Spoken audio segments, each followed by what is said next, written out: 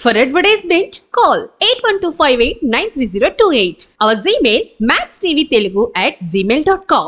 ఈరోజు మనతో పాటు శ్రీ శ్రీ శ్రీ భద్రకాళి పీఠాధీశ్వరి డాక్టర్ శ్రీ సింధు మాతాజీ గారు మనతో పాటే ఉన్నారు.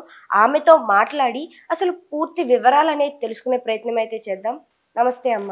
నమస్తే అమ్మ. ఈ మధ్య కాలంలో ఎక్కువ మంది వింటున్నాం అండ్ రెండో వచ్చేసి ఈ మధ్య ఎక్కువగా ట్రెండ్ అవుతున్నది కూడా ఒకటి ఉంది.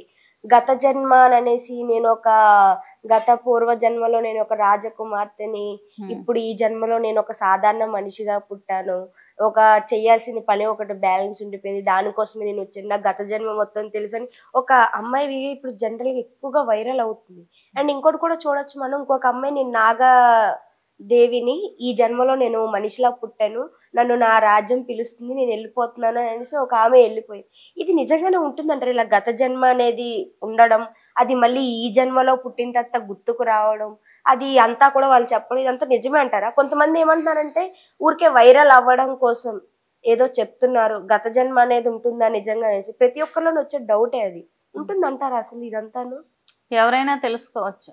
మన ఎనర్జీని న్యూట్రల్ స్టేట్ కి తీసుకెళ్ళినప్పుడు యాక్చువల్ మైండ్, ప్రజెంట్ మైండ్ ని న్యూట్రల్ చేసి డివైన్ ఎనర్జీలో అంటే శరీర స్థాయి నుంచి పైకి వెళ్ళాలి. శక్తి మూలాధారంలో ఉన్నటువంటి శక్తి మంత్రపూర్వకంగా గురు సాన్నిధ్యంలో వాళ్ళ పూర్వజన్మలు తెలుసుకోవచ్చు. యోగ్యత అందరికీ ఉంటుంది, కానీ కొన్ని సంవత్సరాల తపస్సు అనేది అవసరం. ఇప్పుడు వైరల్ అయిన వాళ్ళకి అనుభూతులు వచ్చిండొచ్చు. సరైన గురువుని ఆశ్రయించి ఈ జన్మ తీసుకున్నప్పుడు ఈ జన్మలో అసలు ఎందుకు జన్మించారో కారణాలు తెలుసుకొని వాటిని పూర్తి చేసుకోవడం. అంటే పూర్వజన్మలో ఆవిడ రాణి అయి ఉండొచ్చు, కానీ ఈ జన్మ మారిపోయింది కదా, ఇక్కడ పరిస్థితులు మారిపోయాయి కదా, పరిస్థితులకు తగినట్టుగా ముందుకెళ్తే మంచిది.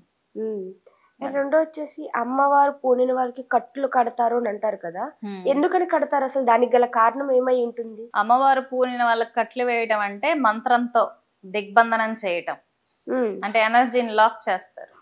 ప్రతి హ్యూమన్ బాడీకి 7 ఆరాస్ ఉంటాయి. యాస్ట్రల్ బాడీ ఉంటుంది. ఆ యాస్ట్రల్ బాడీని మంత్రంతో లాక్ చేస్తారు. అంటే వాళ్ళు ఆధ్యాత్మికంగా పైకి ఎదగకుండా, లేకపోతే వాళ్ళ పనులు అవ్వకుండా.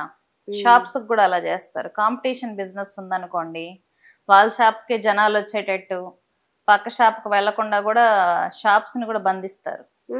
మనుషులకి బంధనం వేస్తారు, గృహానికి దిగ్బంధనాలు వేస్తారు. క్షుద్రం, అది మంచిది కాదు.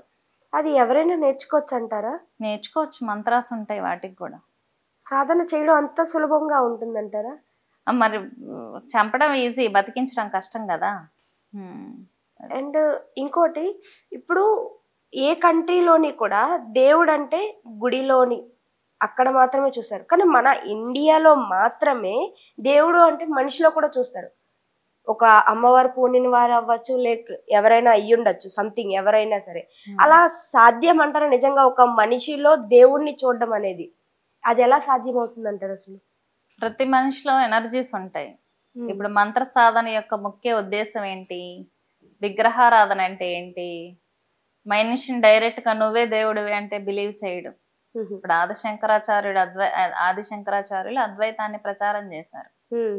ఆయన ఏంటి, ఆత్మ పరమాత్మ ఒక్కటే అని చెప్పారనమాట. అంటే ఏంటి, ఆ పరమాత్మ స్వరూపులే మనమంతా, మనలో ఉన్న దివ్యత్వాన్ని మనం తెలుసుకొని పరమాత్మలో కలిసిపోవాలి, నీకు యూనివర్స్ కి తేడా లేదు అని చెప్పి స్వామివారు చెప్పారు. అంటే ఏంటి, విగ్రహారాధన అనేది డైరెక్ట్ గా నువ్వే దేవుడు అంటే మనం నమ్మలేం కాబట్టి ఫస్ట్ ఆపోజిట్ లో ఒక రూపాన్ని ఇచ్చాడు, విగ్రహారాధన. ఆ విగ్రహంలో దేవుణ్ణి చూడమన్నాడు. తర్వాత జపం చేసే కొద్దీ మన ఆత్మే మనకు దేవతలాగా దర్శనం ఇస్తుంది. దాన్ని ఆత్మ సాక్షాత్కారం అంటారు. తర్వాత మనం ఏంటో మనకు తెలుస్తుంది. తర్వాత చనిపోయినప్పుడు దేవతలో కలిసిపోతాం, ఉపాసన పెరిగే కొద్దీ. తర్వాత జన్మలు ఉండవు. అదే దాన్ని మోక్షం అంటారు. ఇంకొకటి, బతికుండంగానే తెలిస్తే జీవన్ముక్తావస్థ ప్రాప్తిస్తుంది. జీవన్ముక్తావస్థ అంటే ఏంటి అంటే, నీటి మీద నెయ్యి ఏ విధంగా తేలుతూ ఉంటుందో ఆ విధంగా ఇదంతా అశాశ్వతము, సరే ఏది చేయాలి ఏది చేయకూడదు, బంధాల మీద ఒక క్లారిటీ ఉంటుంది. అంటే అంటున్నట్టుగా బంధాల్లో ఉంటూ బంధరహితంగా ఉండడం, దాన్ని జీవన్ముక్త అవస్థ అంటారు. మనిషిలోనే దేవుడు ఉంటాడు, దేవుడే మనిషి. ఆ విషయాన్ని తంత్రాలు బోధిస్తాయి. బోధించడం కాదు, మనిషి ఎక్స్పీరియన్స్ అవుతాడు కదా. విగ్రహారాధన అనేది చిన్న పిల్లాడికి బొమ్మ ఇవ్వటం లాంటిది. అంటే ఒక బేసిక్ అదంతా. తర్వాత తనలో ఉన్న దేవతను తను గుర్తించాలి. అండ్ ఇంకోటి, పతియే ప్రత్యక్ష దైవం అని మన పూర్వీకులు, మన పెద్దలు మనకి చెప్తూనే వచ్చారు. అండ్ ఇప్పటికీ అదే ఆచారాన్ని కూడా కొనసాగిస్తున్నారు. ఇంకా కొన్ని చోట్ల అది మాయమైపోయింది, కానీ ఇప్పటికీ కూడా కొంతమంది దాన్ని ఆచరిస్తూనే ఉన్నారు. అసలు ఎందుకని పతియే ప్రత్యక్ష దైవం అని భావించమంటారు, ఎందుకని పూజించమంటారు, ఎందుకని ఆరాధించమంటారు? దాని వెనక ఉన్న కారణాలు ఏమై ఉంటాయి అసలు? ఒక స్త్రీని మొట్టమొదట రక్షించేది ఎవరు? మీరు మ్యారీడా? అన్మ్యారీడ్. మ్యారీడ్ అయిన స్త్రీకి ఏదైనా కావాలంటే ఫస్ట్ ఇచ్చేది ఎవరు? భర్త. ఆయనే కదా దేవుడు. కానీ పెళ్లి తండ్రి కూడా ఇస్తారు కదా. ఇస్తారు. పతియే ప్రత్యక్ష దైవం అంటే ఏంటి? ఒక స్త్రీ తన తండ్రితో ఎన్ని రోజులు ఉంటుంది, తన భర్తతో ఎన్ని రోజులు ఉంటుంది? మేజర్. అవునా? కొడుకుతో ఎన్ని రోజులు ఉంటుంది? ఉంటే ఉండొచ్చు, లేకపోతే లేదు, చెప్పలేము. అవునా? తండ్రి కూడా ఈ జనరేషన్ లో దగ్గర ఉంటే ఉంటాడు, లేకపోతే లేదు. కానీ భర్త అనేవాడు ఎప్పుడు పక్కనే ఉంటాడు. స్త్రీకి కావలసినటువంటి భౌతికమైన కోరికలన్నీ తీర్చగలిగేవాడు ఎవరు? భర్త. ఒకటి. తన రక్షకుడు ఎవరు? తనని ప్రొటెక్ట్ చేసేవాడు భర్త. తన సుఖ సంతోషాలు ఎవరితో పంచుకుంటుంది? మరి ఇన్ని ఉన్నప్పుడు మొదటి పతియే ప్రత్యక్ష దైవం అన్నారు అన్నమాట. అలాగే భర్తను కూడా భార్యలో లక్ష్మిని చూడమని చెప్పారు. అంటే ఇంట్లో ఉన్న స్త్రీ కన్నీళ్లు పెట్టుకోకుండా ఎక్కడైతే సంతోషంగా ఉంటుందో ఆవిడని లక్ష్మీ స్వరూపంగా భావించాడు. కాబట్టి ప్రతి స్త్రీ తన భర్తలో దైవాన్ని చూడాలి, ఖచ్చితంగా చూడాలి. ప్రతి పురుషుడు తన భార్యలో లక్ష్మీ స్వరూపాన్ని చూడాలి. అది అలా చూసినప్పుడు ఆ బాండింగ్ ఎక్కువ కాలం ఉంటుంది.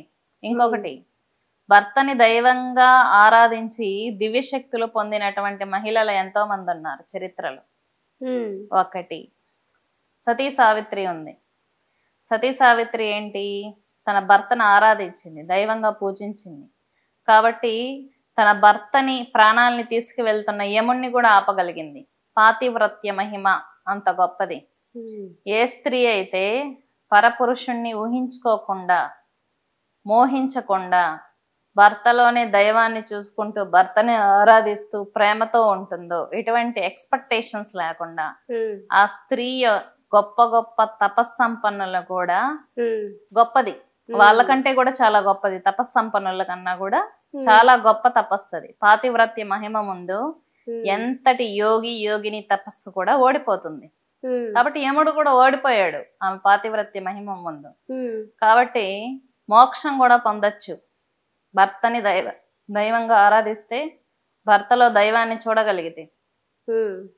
చాలా మంది నేను నా భర్తలో దైవాన్ని చూస్తాను అంటే కాంట్రవర్సీ వీడియోలు కూడా చేశారు.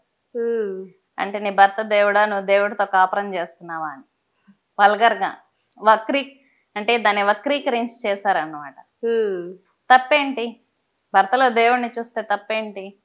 నన్ను ఆయన ప్రొటెక్ట్ చేస్తున్నాడు, నాకు కావాల్సినవి అందిస్తున్నాడు, నన్ను జాగ్రత్తగా చూస్తున్నాడు, నా సుఖ సంతోషాలతో తోడుగా ఉన్నాడు.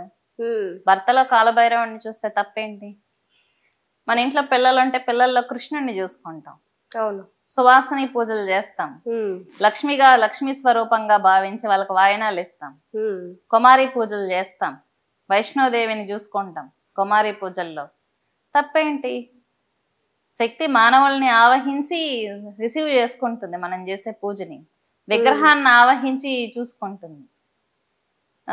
దేవుణ్ణి గుళ్ళోనే చూడాలి, దేవుణ్ణి భర్తలో చూడకూడదు అని చెప్పి కాంట్రవర్సీ వీడియో కూడా చేశారనమాట నా మీద. దేవుడు గుళ్ళోనే ఉంటాడా, విగ్రహంలోనే ఉంటాడా? భర్తలో ఎందుకు ఉండకూడదు, భర్తలో ఎందుకు చూడకూడదు? తప్పేంటి దాంట్లో?